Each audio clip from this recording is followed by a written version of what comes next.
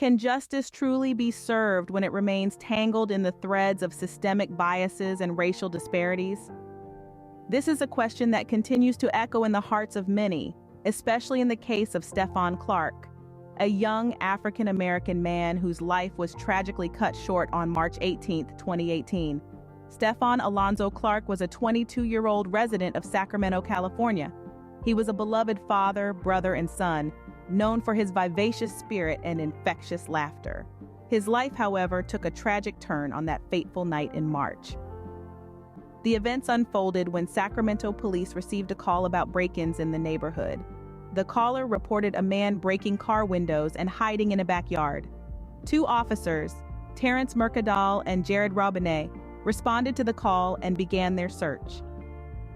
Armed with only a cell phone, Stephon Clark was in his grandmother's backyard when the officers confronted him.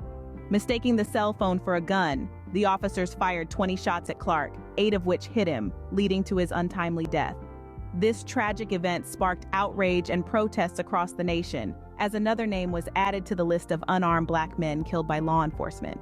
In the aftermath of Stephon Clark's death, the Sacramento Police Department conducted an internal investigation.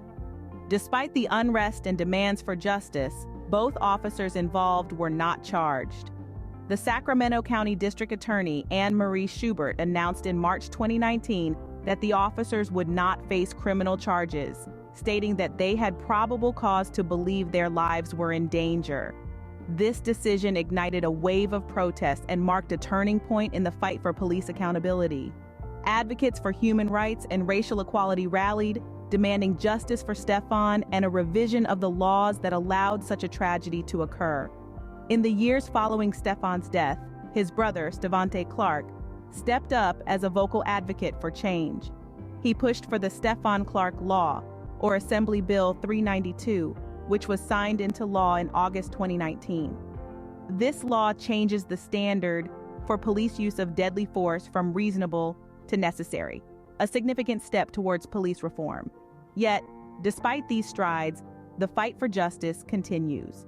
The absence of criminal charges against the officers involved in Stephon's death remains a sore point, a stark reminder of the systemic biases that persist. In summarizing the key points of this narrative, we delve into the tragic death of Stephon Clark, an event that shook the nation and sparked a wave of protests. We observe the lack of charges against the officers involved, a decision that stirred controversy and fueled the fight for police accountability. And finally, we look at the aftermath, the ongoing struggle for justice, and the significant steps towards police reform inspired by Stephon's death.